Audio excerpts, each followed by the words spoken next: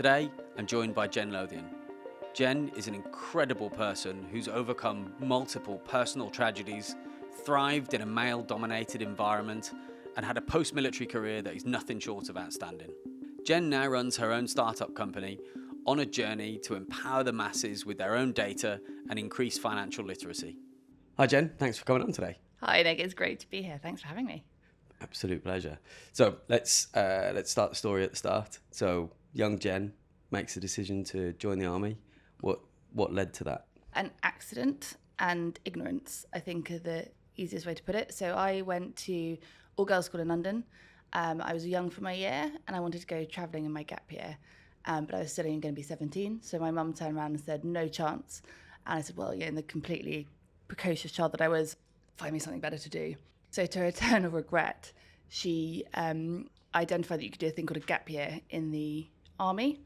And I decided to apply for it, not really knowing what I was doing. So for anybody that's seen the film Private Benjamin, her journey into the military was startlingly similar to mine. Yeah, so Private Benjamin is basically this chick played by Goldie Hawn who gets sold the story of, oh, you can go and do sailing in uniform, it'll be lovely.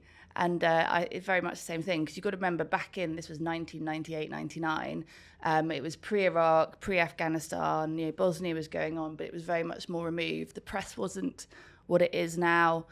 So the world was an entirely different place. There weren't very many women in the military at that time at all. And I remember walking into the Charing Cross branch of the careers office and listening to some of the other podcasts before, when I think one of the other chaps had this guy come up to him saying, oh, would you like to join the Marines? For me, it wasn't quite the same journey. I walked in, I was wearing high heel shoes. I was skinny back then with long peroxide blonde hair. I had a pink sparkly mobile phone, one of the old Nokia ones, and a bright pink roll neck jumper. And when I walked in, all three chaps behind the desk looked so terrified. You've never seen people look away. And the relief on the RAF and the Navy recruiter's face when I walked up to the army desk was like palpable. And I said, yeah, I want to do a gap year commission in the army. And he never even heard of it. So thus ensued a whole kind of situation of trying to get in and doing RCB briefing in the space of like 6 weeks, which is all the assessments that you do. And somewhat miraculously, I think through, again, ignorance and determination, I got accepted. And so what did you do on this gap year? So I joined the engineers and we did 4 whole weeks at Sandhurst, which was an eye-opening experience for somebody who had never seen a rifle before. And everybody else had done cadets and were very kind of army-barmy. And my platoon commander said, you, at the beginning, Miss Jones, you did really flounder like a fish out of water. I was like, yep, it's a pretty fair assessment. But oddly, against all hope and expectation, I sort of took to it. And I think the reason I took to it was because it was just about getting your head down, getting on with it, and just keeping going. I've always been quite stubborn, quite determined. And so it kind of played into that. And then we went and did, I think, 2 days troop commander's course, as wasn't really a troop commander's course, at the engineers headquarters at Chatham. And then I was deployed off to my regiment, who were in a bit of a flap because they thought I was a bloke because they'd never really had a girl before. So what they did was they cleared out an entire wing of the officers' mess so that I could be female in the officers' mess. And the only person that was allowed to be in the wing was the doc, who was a major. Who was probably the least appropriate person to be in the wing, in reflection. But yeah, I had a whole wing. Wow. That's quite some introduction to this is what army life looks like. Oh, yeah, it was great. And I remember on the first day that I was there, I was being shown around the regiment and I was walked over to our squadron officers. And there was this civilian bloke, he must have been about 50, driving a pickup truck. It was a forklift truck. And he turned around to me and said, "Morning, Miss Jones." And I was like, shit, if on day one, the civilian dude in the forklift knows my name, I was like, right, this is a good indicator for how this year's going to go. It would seem you enjoyed it because you went back again afterwards. Yes and no. So I think I found something that I felt I took to against all kind of expectations. I mean, my school, I'd gone to boarding school for sixth form, And a whole bunch of the guys didn't speak to me when they found out that I'd got into the military because they were so outraged by it, as were a gazillion other people. To put it in context, in that time, I remember the day that it became legal to be gay in the army. I remember that day. Yeah. Yeah. I remember a briefing. Yeah. And I'd come from cosmopolitan central London. The fact that you weren't allowed to be gay to me was like the most... I grew up in a very kind of multicultural environment. It was completely bananas. I would have to go and like leopard crawl through an assault course, but I wasn't allowed to wear trousers in the mess. So I constantly looked like I was the sort of a victim of abuse, covered in bruises with my legs showing. And we referred to as the lumpy jumpers. So it was a different army to the one that is now. It was a tough gig. I deployed to Belize for a few months as well, which was amazing and very tough all at the same time, because it wasn't just the engineers, there were the Marines, there was everybody else there doing jungle warfare training. So to say that you were an object of interest was an understatement. But outside of that, I kind of realised I quite liked the sense of purpose, the idea that something was greater than you were, the camaraderie, the satisfaction that you get from really pushing yourself further than you thought you could go. And it all gets a little bit kind of addictive. And you think, when I then went to uni, I was sponsored through uni as well and had to do ATC and did TA stuff. And so sort of got spat out at the end of that and sort of rejoined up almost by just being part of this big turning wheel and not really feeling the need to get off it, rather than making a conscious decision to join. Okay. So then you did uni, loaded, because the army was paying you to go through uni, and then off to Sandhurst to do it properly. Yeah, exactly. Because, yes, I'd spent a year in the army, but you are very closeted. You're very looked after because you're an 18-year-old, particularly an 18-year-old chick. And so I've actually had 3 commissions in my time: my gap year commission, my TA commission, and my regular commission. And so I went back to Sandhurst in January 2004. I took 6 months off to go skydiving in New Zealand for a few months and then travel around South America, because all of my adult life had been so military orientated that I thought I needed to have at least a few months jumping out of planes. Why not? Awesome.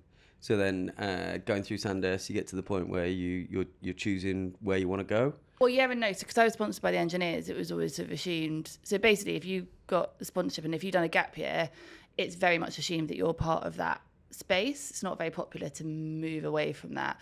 My story is a little bit different because my second time of Sandhurst, so my boyfriend and I were staying at my folks' house in London. He just passed his motorbike test. We were driving back to Sandhurst very early one Monday morning before the trench digging exercise, and he crashed. We had a really, really nasty crash on the A40 coming out of London. The whole road was closed off for a few hours, which sort of tells you how bad it was. He was very, very badly injured. The helicopter came, etc., etc. I was very badly injured, but not fatally. We got to hospital.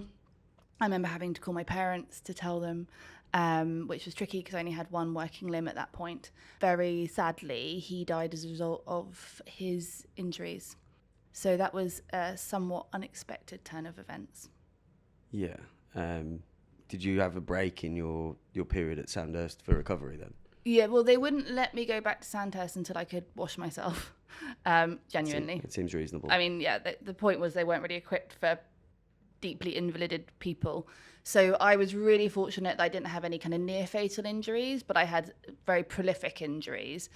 So both my legs and my right arm were pretty messed up.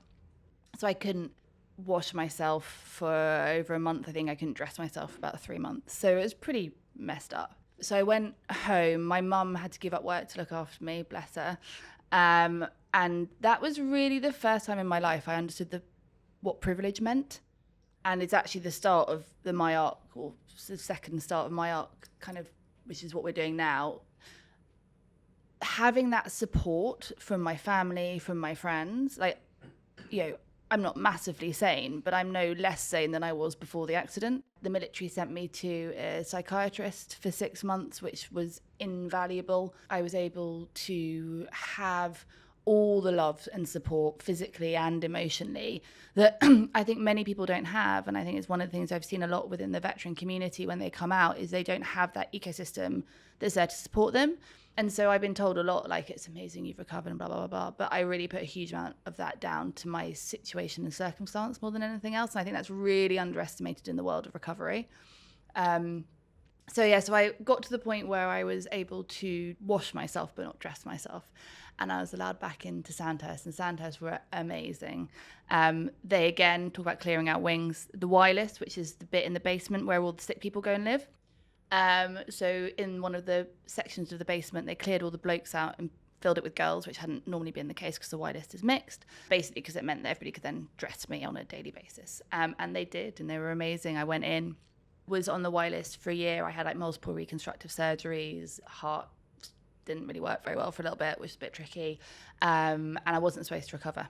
But when something is taken away from you, somebody that you love, your freedom of movement, your independence, your sanity, I was reasonably determined that whilst so much had been taken away and everything had been taken away from him and from his parents and brother more than anything else, that I wasn't going to let it take my future away. So when you talk about kind of being focused on something, my focus was on getting better because I didn't want to lose my future as well as his future. Quite motivating. So I did recover against all medical odds. They now do interfragmental plating slightly differently than they did at the time. I had very unusual injuries because of hitting tarmac at 80 miles an hour caused my arm to kind of crush in on itself, and there were all sorts of complications. So I think I was an interesting use case for the doctors and got to know the doctors very, very well. Wow. So that's quite some journey. So then, so you started Sandhurst, you're in the second term, you have this horrific crash, you lose your boyfriend, then 6 months at home. 1 month at home. Oh, 1 month at home. 1 month at home, back to Sandhurst. Back to Sandhurst, a year. In the Y list. In the Y list, and then back into... Yeah, so they didn't want me to go back in because I then had a complication. I had to have another surgery, but I was like, if I have to do another term on the Y list, and anybody that's been on the Y list knows what that feels like. If I have to do another term here, I'm going to go absolutely crazy. I decided that I would get myself to a point where I could pass the basic fitness test, so, you know, the CFT and all that kind of stuff. And the deal I made with the CMO, Chief Medical Officer, was if I can pass the tests, I'm allowed back on the course, even though my arm was still effectively broken in 6 places. So I then was allowed to rejoin the course, and I went straight back in a couple of days before first encounter, which is digging. So I had the joyful experience of having 72 hours straight digging trenches with an arm effectively broken in 6 places, which I would not strongly recommend to anyone. But, you know, did that, got through, got out of the Y list. Wow. And then went on, and the rest of Sandhurst went okay? Yeah, I was, again, like, the people I had around me were phenomenal. So one of the girls in the platoon I rejoined, I'd been friends with since uni, and oh my God, she just looked after me so well. And there's a group of us who I actually saw last week, 5 of us who was super close from that time, and we still are to this day. Very different people. We've all taken very different life journeys, but we dragged each other kicking and screaming through Sandhurst. So yeah, it wasn't straightforward. They decided to bury my boyfriend James's ashes under a tree in Sandhurst, so which was lovely for his parents, but it wasn't ideal that I basically got to like march past his grave multiple times a day. So things like that were unhelpful.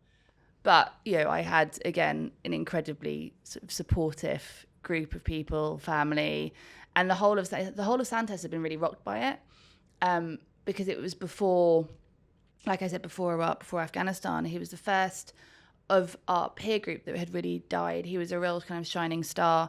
I was kind of pretty well known because I'd done gap year and OTC and all the rest of it. And so I think it caused huge impact, not just to me, but to the whole of the establishment at the time. Yeah. You then pivoted away from the engineers? Yes, yeah, so I thought he was an engineer cadet as well. So I thought it might be better to just have a little bit of a clean break. And so I joined the artillery instead, which I think was a a really good decision, and I had a great time with the artillery. So what made you choose artillery? I knew at that point I wasn't going to stay in for a long time, so I've still got injuries from the accident, and was in like a lot of pain. And so I thought, I don't really want to be doing this for long term, and my body won't survive it. So if I'm going to go and do it, I might as well do it properly. And at the time, women weren't allowed to join, and not that I'd ever wanted to join the infantry, but weren't allowed to join the infantry or the cavalry. So the artillery was kind of going to be the most combat orientated role that I could take on. Most alley job you could get. Most alley job that I could get, yeah. Okay, so then how did that go? You then went off, joined the artillery. Joined the artillery, had a blast, did the one young officers course, which I'd recommend to anybody as an activity. It was the most fun. Coddled my liver. Turns out, because I'm a bit of a geek and I love science, that actually the artillery was a really natural fit for me, because it's just basically trigonometry. And so I found that whole command post officer steering large ammunitions to land in the right place really natural, which just made life really easy. And so I was then able to have my first choice of where I wanted to go to regiment, and I was able to choose a regiment that I knew was going to be re-rolling from the AS-90 to the 105mm light gun and going out to Afghanistan in support of the commandos. So I got to go to that direction of travel. How was that? How was life doing that? Oh, well, I mean, it was great. So I went out to Germany, did the wires course, fantastic time. Went out to Germany, brilliant. Went straight out. The regiment were in Cyprus, so I went straight out to Cyprus. Kind of didn't really have a proper job because they were all filled already. So I had all the random buck-she jobs. So when you did the orders in the morning, I ended up being like the most vocal person because I had all the other shit jobs that nobody else wanted. 2006, Israel started bombing, more complicated than this, but Israel started bombing Lebanon. The UN needed to do an evac because we were in Cyprus. It was decided that whichever country was on point probably wasn't the right people to do that. So we got, I think at 24 hours notice, got told that we were going to deploy to the Lebanon to evacuate UN personnel. I was the most junior officer in the regiment, so shouldn't have been able to go. Everybody obviously wanted to go. But they realised they needed a female on board because of cultural sensitivity. So I got to go, much to the chagrin of everyone else. We rocked up the next morning. There was a whole discussion about whether we were going to be allowed to take rifles or not rifles. And I was like, well, you know, at least if we take them, we can lock them in a room and they're there if we need them. So we then were able to do that. We got to the dock in Cyprus Harbour. And we were like, what are we going on? Because it was all very, very last minute. And this cruise ship rocked up, old cruise ship. And it did, you know, whatever the word is for people getting off the ship, but all the passengers got off the cruise ship. And then it's about an hour's wait. And then most of the staff got off the cruise ship because they'd just been told where they were going and didn't want to go. So I think we got left with the Ukrainian dance troupe, and the captain's crew were the only ones that stayed on. And so I think there was like 21 of us jumped on board this cruise ship, and with a chap from the UN. And we sailed over to the port of Tyre, which was where most of the impact was being felt. It's pretty heavy bombing. And we were then responsible for evacuating a bunch of people. We couldn't dock because the port was too shallow, so we had to do it on ribs, in and out. We were only supposed to bring back about 100 people, but I think we brought back about 400 people because we kind of thought, well, that by the time that... Save the fuel. Well, yeah. by the time that we're back, they can't do much about it and people are out of a bad situation. So we got a little bit told off, but it was all right. And that was your first operational experience? Yeah, I mean, I wouldn't really call it operational experience because the Israelis are a really smart military. They're not going to harm us. And, you know, our point here is not to get involved in everything that's going on. It's just to get people out safely. And so I didn't ever really feel threatened, but there are some really cool pictures of me like carrying babies with like bombs going off in the background, riding on the back of this rib. So yeah, got good photos. Well, I absolutely need to see those photos. Yeah, they're really good.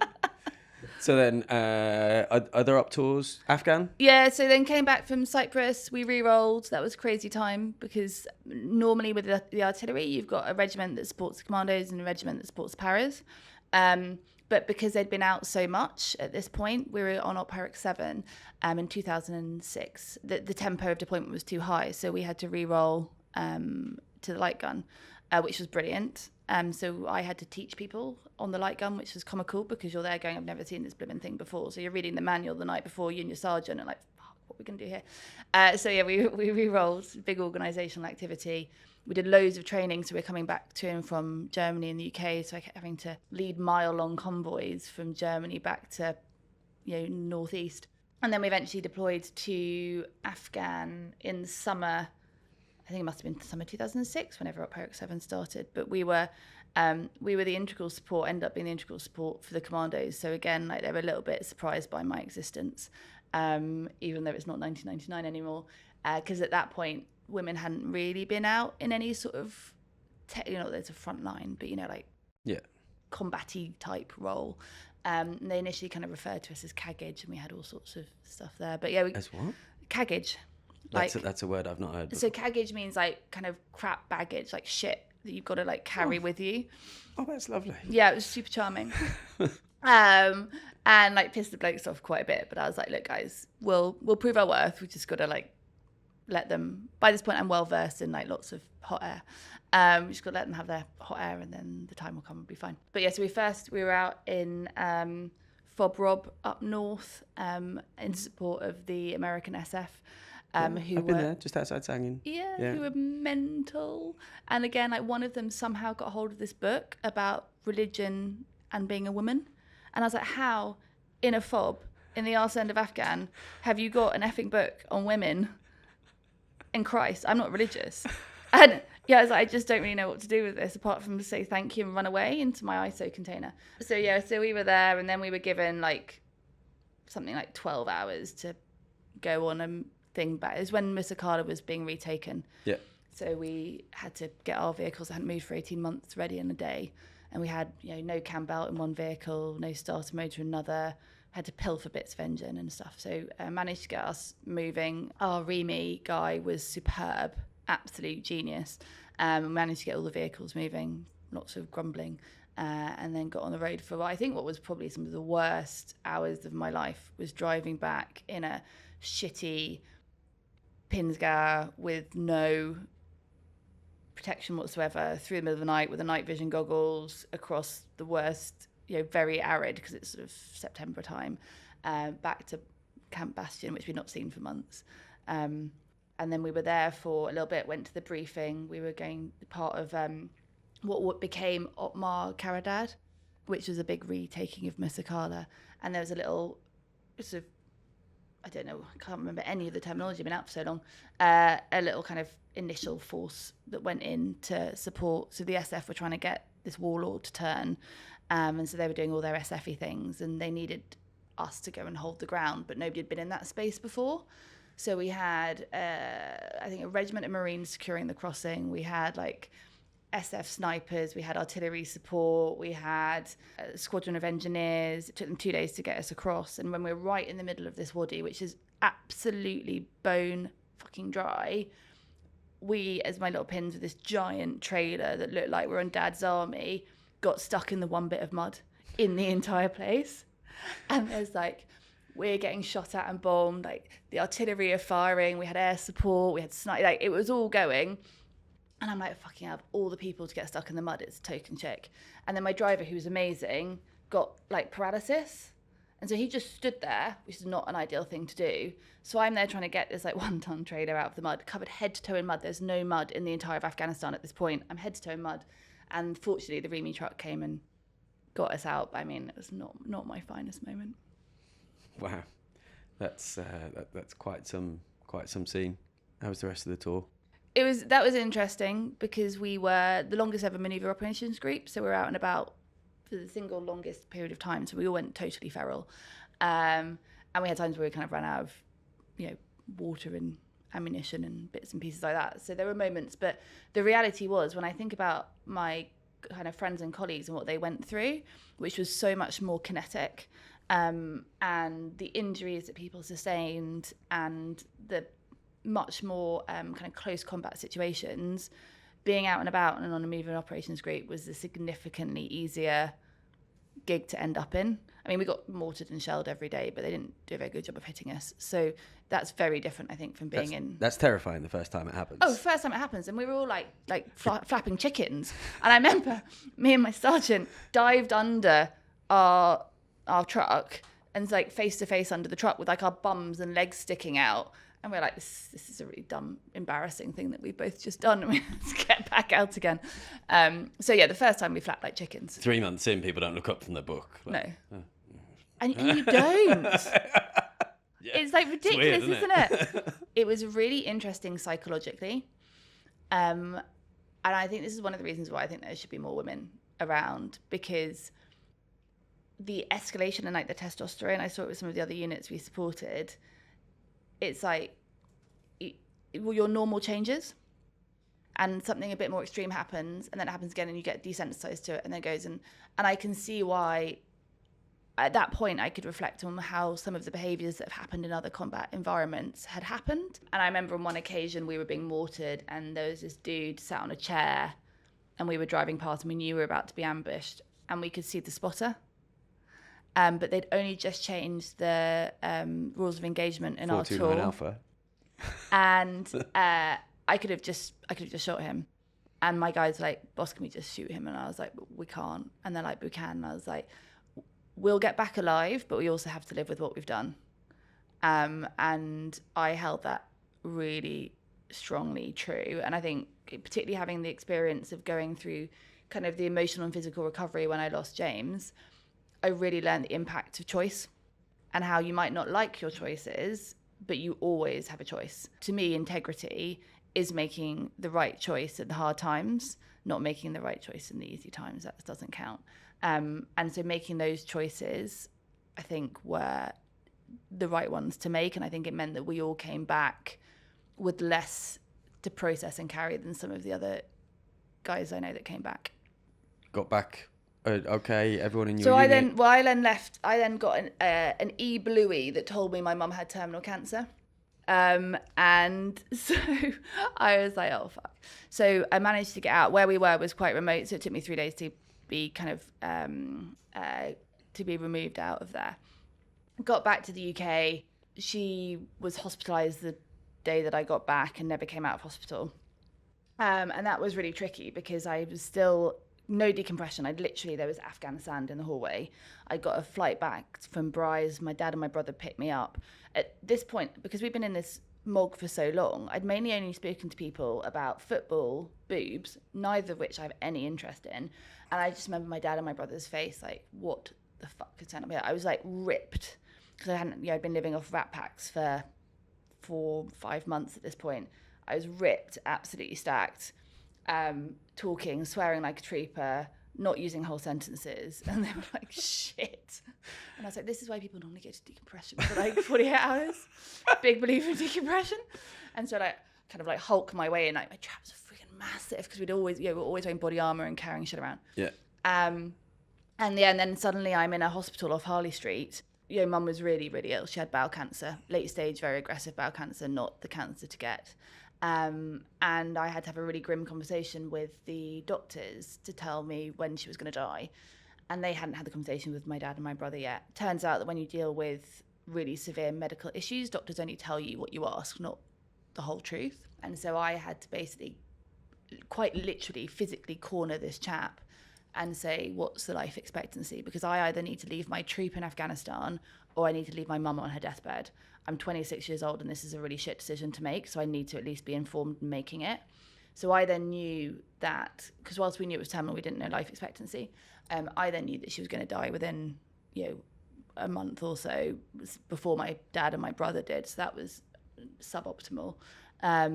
But the regiment were really, really kind, and I was really struggling to make the decision about what to do. And in the end, the adjutant very kindly just said, you're not going to be able to come back and operate effectively. You've got to stay there. I would have gone back and operated effectively, but it wouldn't have been what I wanted to do. So I was eternally grateful that they let me stay. And then I went back to Germany for the last month before they ended the tour, after she passed away. Wow. So then the rest of the regiment came back? I then signed off because I was like, I'm a really old 26-year-old. I've had like a journey. I'm still saying it's a fucking miracle. I drink way too much, but other than that, it could be worse. And I also couldn't put my dad and my brother through anymore. Like, they've been through a lot at this point. And that was a really interesting one because I kept having people go, oh, you could be the first woman to do this, first woman to do that. And I remember thinking for the first time what success meant to me.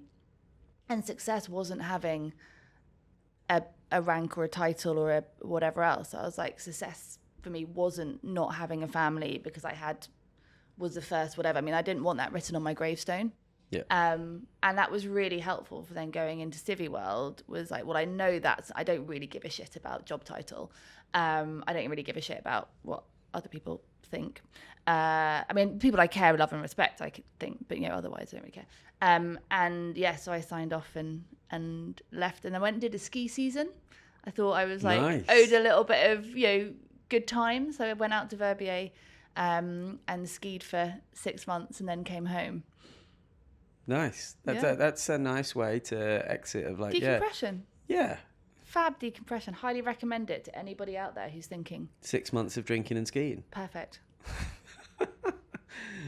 Yeah, I could get on board with that. So then you came back from skiing. You're like, right, what am I going to do now? Came back skiing, slightly tricky. My dad had shacked up with a girlfriend and I got booted out of the house. So I found myself homeless, jobless and penniless. Ski season doesn't do well for your bank balance. And I was like, oh, shit. So I couch surfed for a while. Managed to get a job at Control Risks, who were the original kidnap and ransom firm, because they were doing the Iraq oil bidding rounds. But it felt like kind of being in the army, but not in green kit. Like it was a bit of a cheat job. So I kind of knew I wouldn't stick at it. But they were really kind in that they gave me a permanent contract so I could get a flat. And I bought a flat with my then boyfriend. And we renovated the flat. That was my sort of second time I flipped a house. So I did Control Risk for a bit. Then I got asked to interview for a job at insurance. And so I went into insurance. It turned out they just wanted a dolly bird. So they'd employed this very capable girl before me, who'd done a really good job of going out to Guernsey and Jersey and wooed loads of non-executive directors. I went, and that's what they wanted me to do as well. And I was like, fuck my life. I have worked my arse off at school.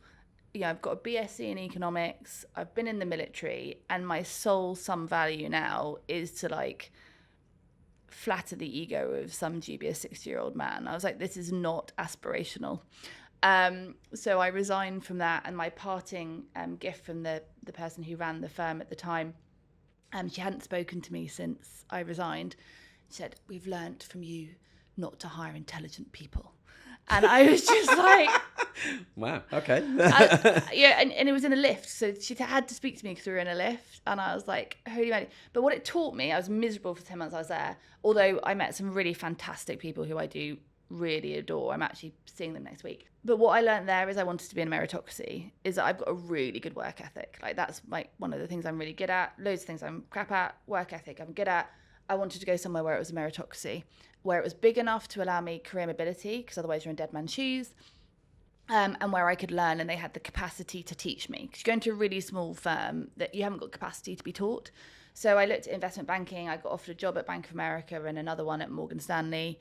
Took the Bank of America job and then ended up, this was comical, I think I've told you this before, I ended up in very short order running global technology incidents for Bank of America Merrill Lynch for all of the world and all of their business lines apart from retail. And what was particularly comical about that is I didn't know what a server was when I got the job. And so you've got like some of the biggest infrastructure being smashed together. So this is like 2009 now. Bank of America, Merrill Lynch being smashed together. Bank of America employs 3 times the people of the British Army. I had a team of like 45 people globally dealing with the time that we lost Moscow office or the time that the power got cut to the whole of the New York trading floor. And Muggins here didn't know what a server was. Absolutely friggin' hilarious. That is pretty epic. I mean, Yeah. How do you get that job? I mean, good question, Nick. Good question. I asked the same thing. Because basically what happened, they'd lost a data center. In them olden days when everybody had like these big data centers. Lost a data center, caused loads of issues. They were trying to find somebody to fix it. But technologists by nature can be quite kind of myopically focused. And so if you're dealing with a mass event, and like some of these events, we had like 400 people working on solving them. And we used to have different conference calls we called bridge lines, like 8 or 9 different bridge lines. And so they just didn't have the skill set for people to manage this huge cluster. And also technologists tend to want to fix the problem at root, whereas actually all you want to do in that scenario is restore. Yeah. And so they kind of needed somebody to come and do that. And I got interviewed and they asked me a question about one time I'd, faced adversity, and I gave them an example of when I jumped in a Wimmick and drove across a bit of Afghan because the FAC, Ford Air Controller, wasn't on his radio. And so I managed to get to like their rear echelon to get on a different radio to get their FAC on a radio. And they're like, oh, okay, so you're good at problem solving. So yeah, I'm pretty good at problem solving. So that's how I got the gig. Didn't sleep for 18 months. I ended up having eye eczema. I looked like a red polar bear. Wow. Panda bear, rather. And I had migraines that manifested as stroke. So at 29, we thought I was having a stroke because I was working so much. Did an average of a 95-hour week. And so that's when I met my now husband. And for the first 3 months we were together, I didn't have a day off. And I was woken up on average 3 or 4 nights a week. Did you meet him at work? No, I met him skiing. Obviously. Yeah. So he's ex-army, he's ex-engineers. He was in the engineers at the time. We met skiing. I thought it'd be a lovely holiday romance, to put it nicely. He thought it would not be a romance, and it would be a longer thing. I tried to dump him about 2 or 3 times. I didn't want to be an army wife, and he told me no. And true story. We're now married with 2 kids and a cat. So, he was right. Wow. So you're now at Merrill Lynch. You're with your future husband. You're crushing it at work, although you're Dying. working ridiculous hours. Bad. Not healthy. Yeah. Taught me that just, well, no, that's not trading. I learned this other lesson later. But then I went to go and work on the trading floor as a kind of chief of staff role. But that was through Military Network. And certainly a lot of stuff, a theme that comes up, I think, through a lot of these podcasts is the importance of networking. And I didn't. I think because I grew up in a world filled with nepotism, that I was always very anti it. And I wanted to be able to do things on my own 2 feet, yada, yada. But it's very different. Nepotism and networking are very, very different. And, we work together sometimes. And a big part of that is about knowing people have the same values, have the same work ethic, are reliable, trustworthy, competent, and it's really hard to ascertain all of that in an interview process. And so actually, if you can network and you can establish that, and you can establish that you're competent and you're consistent, and then other people will be willing to kind of recommend you and all the rest of it. And so particularly what we're doing now, it's all about networking. But it took me, I was slow off the mark with the networking thing. Like really embarrassingly slow off the mark. The first time I ever did any form of networking was when I moved into the trading floor. At which point you're only about 31. Not yet 30, but yeah. Okay. You started way before. So I then did that for a year, and then there was all sorts of shenanigans and appalling behaviour. Have you ever seen BBC Industry? No. Oh, holy moly, like my soul is black as tar. It's absolutely true. And really sadly, the year I was there was the year that a kid died as one of the interns. And a lot of stuff in industry, I think, is based on that sort of time. And there's nothing in industry that I can't give you names of when that's happened to people. So my moral compass was misaligned with that space. So I survived a year, and I was like, the pay is amazing, but it's not everything, and I'm not happy. This isn't my tribe. So I went back into technology, and I ran the Windows upgrade for EMEA. So I had a team of about 150 people, and we had less than a year to upgrade 30,000 devices across 18 countries or something. It was pretty stressful.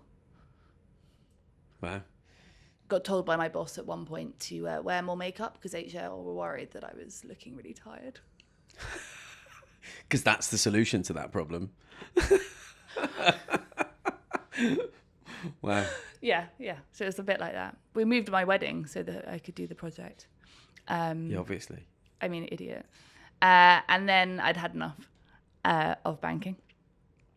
Yeah, so I could get on board with that position. Yeah. So I went to go and work at Octopus Investments, set up their change and delivery function for them over there when there were only 250 people. And that was just through a recruiter, and was really serendipitous. I wanted to go contracting. There was one recruiter desk where there was both permanent and contract roles on the same desk, which is really unusual for recruiters. Recruiters tend to either be, you know this, but for people listening, keep hitting that, tend to be either for contractor or permanent. I think the lesson I learned there was don't narrow your options because you just never know what's around the corner. And the only reason I went to the interview, this is awful, because I was knackered at the time, was I hilariously had a corner office at that point, massively punching above my pay scale with that. Just because I had a massive team, they didn't know where else to put us. So I ended up having a corner office, which was comical. You could see from my office where I needed to go for the interview. It was about 50 metres away. And so my colleague at the time was like, Jen, seriously, you can't not go. He's like, that isn't even lazy. That's a whole word that doesn't exist. But like, just get your sorry ass over there. And I went, and it was a very different organisation than it is now. But it was just a really interesting opportunity. So I was able to join there and moved into the world of asset management and retail investment products. Wow. And so then, how long did you spend at Octopus? 4 years. It was maternity leave for a bit of that, but I did all sorts of things. I set up and ran the change and delivery team. They were like, we can't implement the CRM system. And I was like, there's only 250 of you. How can this be true? I've just done a big project. And then you realise in small firms, the dynamic's very different. So everybody has an opinion. Yep. Big firms, you can change absolutely rod all. So you grumble, but you kind of just get on board with it. In small firms, everybody feels entitled to have an opinion. There's a real kind of a learning from there is it's that kind of Amazon leadership principle of what is it? I can't remember how you say it, but it's like contest and get on board. Basically, you can challenge something as much as you want, but when the decision's made, you then just need to get on board with it. Didn't happen there. Very, very, very inefficient way of operating. But the main issue there was data. So as you know, joy about technology is it's pretty binary, doesn't have like grey areas. And so you can't shove a phone number that says, but only call Fred between the hours of 2 and 4 p.m. into a field that's locked down for numbers. So I realised within the first week that the CRM wasn't the problem, it was the data that was the problem. And that was the first time I think I really kind of fell in love with data. Oh, that's really cool. I joined Just Eat at a similar size that they were just over like 200 people. And it's an interesting time to be in a growing organisation. Because you were in tech with them, weren't you, as well, obviously? Yeah, it was... so I imagine that was quite sort of organisationally similar. Yeah, and I think it was tough for them having me come in because I was like, just come from a big corporate. But I remember the first... I mean, don't get me wrong, because the guys who founded it are extraordinary and have achieved more than I ever would in my life. So there is no derision here whatsoever. But it's just to give people who are in small firms a bit more comfort that people don't always get it spot on from day one. There was a strategy paper that came out and it said the strategy is to hire 20 new salespeople. And I was like, oh, that's not strategy. That's not tactics. That's not even an objective. That's a task to adhere to an objective. And it was just really interesting to me. And I struggled to adjust to that culture. I definitely didn't like knock it out of the park to start off with. And found it kind of, it was a real reset. And I really understand why small companies are nervous about hiring corporate people. And that was a really interesting lesson for me to kind of adjust. But I'm really grateful for it because there's amazing people there. Like the quality of individual was astronomical. Really, really smart people. And I learned a huge amount. I also got to work for an amazing lady who came in as interim COO, CFO, to then we went through the reorg of the business to what it is now and implementing budgets and all sorts of things. So it was literally like attending a subsection of an MBA and working for her. She's a very, very competent lady. So yeah, it was a good learning experience. And then when I came back off mat leave, I went into work with a brand new business that was being incubated by Octopus itself to create a new way of doing equity release mortgages. And so we built a business from absolutely nothing up to taking in millions of loans. And then Octopus Energy came along, and very rightly they backed Octopus Energy, but they needed all the capital to go there. Very capital intensive setting up an energy business. And so we and a couple of others got sacked off, which is absolutely the right strategic decision to make, but was really sad because that product was awesome. And I still think at some point somebody's going to pick up what we started and carry it on. But that was the first time I realised I really like startup world. So then was it after that you decided you were going to have a run at your own? No, because I then had so when that died off, I was 5 weeks pregnant. So I then left Octopus because the problem is when you get to a certain point in your career, there aren't that many other jobs you can kind of go to. And there wasn't really anything else in the group that was going to work. So I left, I then went and worked for somebody who I'd been their client, buying a small data science business. And so I worked through the SPA and all of the earn-out. So kind of for those that don't know what an earn-out is, all of the objectives that need to be hit for the original founders to earn money, and then how that business was going to work, and then took on kind of an MD role for 6 months. But the joy with being pregnant and doing that, apart from that it's pretty hard work, is that everybody knows you're going. And an interim is, the role of an interim is inherently hard because you're often there to make change. But when people know that you've got no skin in the game, when people know that you're not doing this with some ulterior agenda, it's like, I'm birthing a child in December, so I'm out of here. Like there's no question about me having ulterior motives. Yep. And that was actually really helpful. I mean, I never want to be pregnant again, but it was it was bizarrely well timed. Came back from mat leave, and actually the lady I'd worked for in Octopus introduced me to a company where I became chief of staff in the run up to an IPO. I worked in private equity for 6 months first, and then did that, and that was brutal again. And I finally realised, as one of my great friends said to me, that just because you can doesn't mean you should. And I think a huge part of that is imposter syndrome, because for so long you leave the army. I mean, I used to be a marksman shot, but what does that do in civvy world? Like, what is my value other than just being able to get shit done, which has always been like my USP. And so it took me, a good decade to realise that I did have commercial value. I was employable. I genuinely didn't believe that for a really long time, even though I had really good jobs and all the rest of it. And it was really only in my last role when I was like, okay, I don't need to be doing this. This is like killing me slowly. And so kind of resigned, very amicably, but resigned and went on gardening leave. And is that when then That's on the when, gardening leave you thought, yeah, I'm going to do something? So it's the first time in my life, because anybody that's had kids and been on mat leave, particularly my son had colic, so there was absolutely no downtime. That was shit. Colic and reflux, not recommended. You don't have any kind of thinking time. And I took I took quite a short maternity leaves as well. My husband did a lot of the parental leave, which is amazing. Like, all of this is only possible when you're a team. Like, the best decision I never made, as my husband often tells me, it was his decision, not mine, is to marry my husband. Going back to the me saying no a few times. Yeah. And having a real partnership, having that firm family base where you see everything you do as a team effort is there are not words to articulate how important I think that is if you want to be successful, particularly for women. And I think COVID's really thrown us all back with childcare.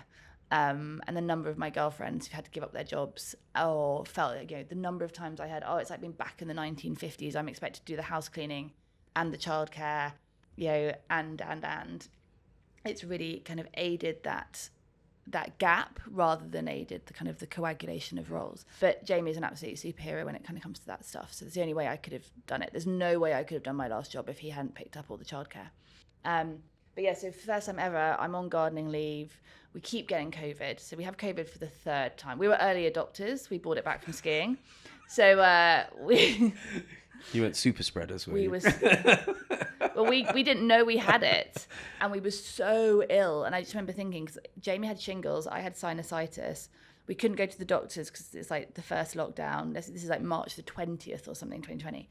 We're so ill. We're like, we actually don't know if we can keep our children alive because one of them's 1 and one of them's 3 at this point. And we're like, shit. And we literally did an hour each. Like, we're lying on the sofa. I mean, bearing in mind that we've both been through a lot. Like, my husband ran with a broken kneecap for 6 months. Like we're both idiots. But this really, COVID really kicked us in the butt. But anyway, we had COVID for the third time. It hits him more than it hits me. By this point, my body's like COVID, schmovid. And I had started looking for some jobs. And I was being told that I was too senior for the jobs that I was applying for. And that was really frustrating because I've basically been working my ass off. I want to see my children, who I quite like. Well, I don't always like them, but you know what I mean. You're yeah. But I kind of want to hang out with them. Not really seen a huge amount of them. I was like, I'm a really good chief of staff. I've done it 3 times. I've got really great references. And they're like, yeah, but you're more of like a COO really. And I was like, but I don't want to be a COO. I want to be able to do something that I can come in, hit the ground running, and was not landing. So got told a couple of times that I was too senior for the role. And I was like, honestly, this is a good bang for buck, guys. And it really, again, is like, just because you have an assumption about somebody, I think people project their own feelings, their own ambitions on others. And I think it's a really big part of women in the workforce is let people apply for the job they want, not the job you think they fit best into.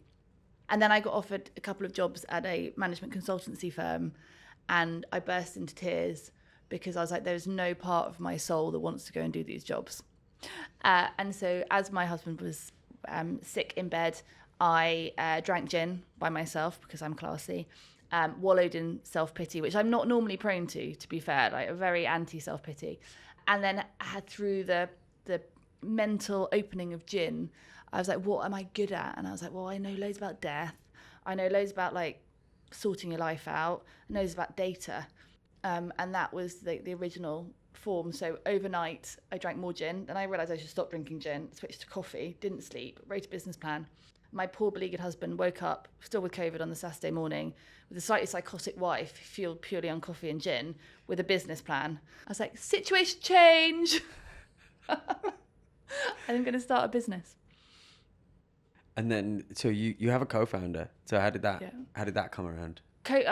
Absolute phenomenal serendipity. I'm so lucky to have Kathy as a co-founder. So I was doing it by myself for about 8 months, with help from other people, but mainly kind of by myself. And then I served in Afghan with Kathy's husband, who's a great friend of mine, godfather to my son. And I've known Kathy since they met, so for over a decade, and we've always gotten really well. But I never thought I'd start a business. She'd never thought she'd start a business. We never had a conversation about working together. She used to work in film. I worked in finance, completely separate. But I've always really respected her, and she used to run film production. And if you can run Captain America film production, I mean, quite frankly, you can do absolutely anything. And I've always really kind of respected that skill set. So when we were starting to kind of go further down the line and we were hitting some hurdles with our tech and management of the people we were working with, I said to her, would you fancy coming just to kind of work a day a week? And I, again, through the medium of booze, very un-PC, took her out for dinner and got her drunk on whiskey and persuaded her to come and work for a day a week. By the end of the week, it was 3 days a week. By January, I persuaded her to be a co-founder, and best decision ever. We're really complementary. And people talk a lot about having a co-founder that's complementary. Like on the surface, we can look quite similar, similar sort of age, similar sort of family situation. We've had very different lives, and we come at problems from a very different angle. And it means we have so much kind of trust and respect in each other that we really enjoy that process. And I know that if I talk something through with Kathy, the outcome will be better than if I try and do it by myself, and vice versa. And yeah, it's I feel very fortunate to be working with her. That's awesome. So walk us through the business idea and what the gin and coffee fueled plan roughly look like. Very professional. I mean, I'm really coming across as like a highbrow professional here. It started off, so when James died, we had to decide whether to donate his organs or not. And by pure fortune, I'd had the conversation with him a week before about it. And he said, yeah, I really want to donate my organs. And so when the decision came to be made, I was able to say to his parents, because obviously it was their decision, not mine, I know that what James wanted was this. It's still their choice, but I know this is what he wanted. And it meant that a horrible decision was a really easy one. And that's such a stark moment. I mean, I was in my, how old was I, 20 at the time, like 2021. Super stark moment to realise the power of knowledge, the power of information.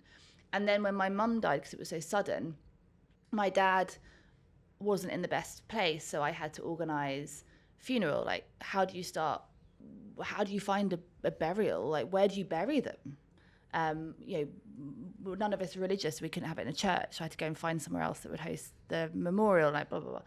And I was like, I have all the privilege of education in the world, and it's almost impossible to make this work. How is that ever going to be achievable for somebody that doesn't have all of that base understanding? And actually, organising loads of military events had really helped as well, like loads of like officers' mess balls. And so I started thinking about that. And then I'd done a lot of work with data in my last job, because when you go through to IPO, one of the biggest things is data. And corporations, and again, in the job I'd done previously in private equity, it was all about data as an asset. And corporations know the power of data. You know, if you think about Money Supermarket or anywhere else. Everybody consumes your data, but there's nowhere where you as a consumer can be empowered through your own information and data.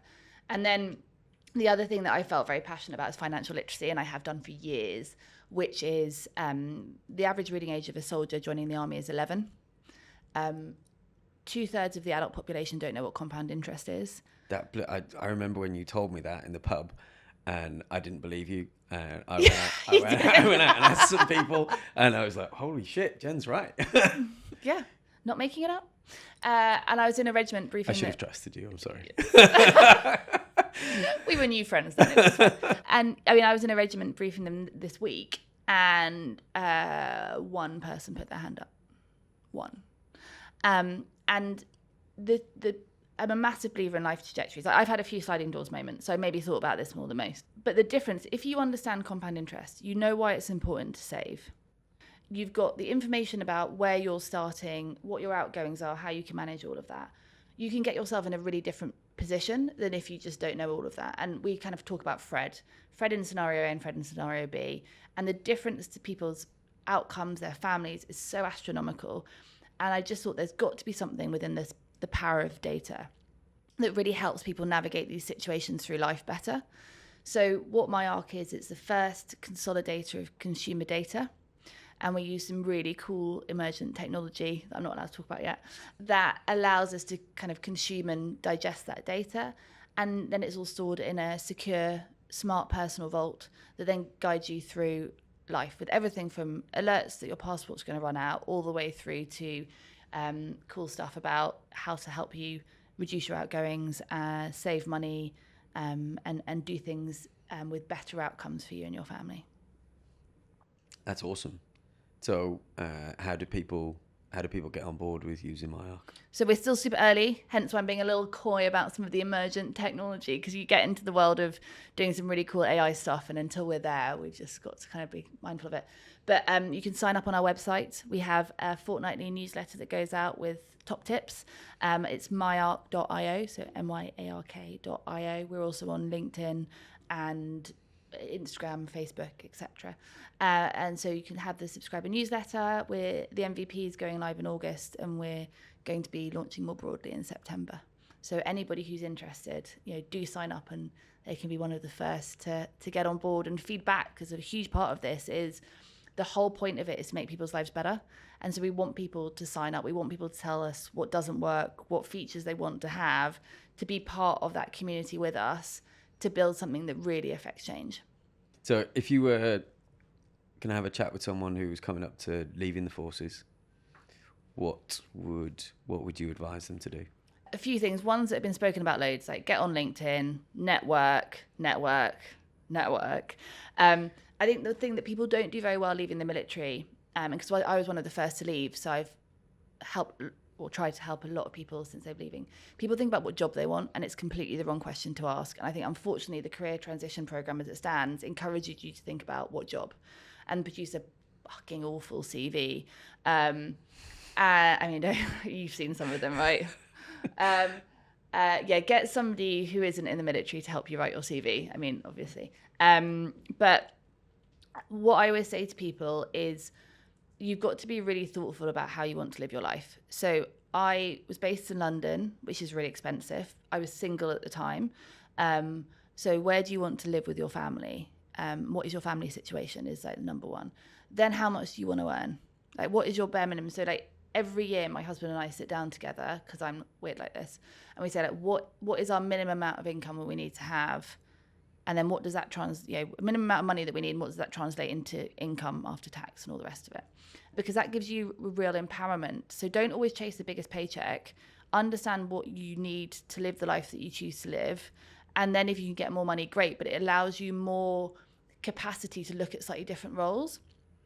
Don't always chase the biggest paycheck. Bad decision. That's very tactical, not strategic. And then think about how you want to work. So do you want to work in an office? Do you want to be out and about? How many hours a week? Because there's not many people that would have worked the way that I've chosen to work. So I have people going, oh, you've got a higher salary than me. It's like, well, by an hour-by-hour basis, probably not that much more. It's just a different choice. And I will never choose. I mean, I work all hours now because I'm doing a startup, obviously. But, the theory is eventually that will be less. And just think about the life that you want to live. So where do you want to be? How much do you have to earn? And how do you want to work? And that brackets it down. And then when you're within that, go, what are the things that I'm really bloody good at? Like, this whole thing about like dealing with your weaknesses. Like we all have a gazillion weaknesses. I cannot speak languages for love nor money, but it doesn't mean I'm going to start trying to be an interpreter to get over my weaknesses. I mean, that's just a really bone idea.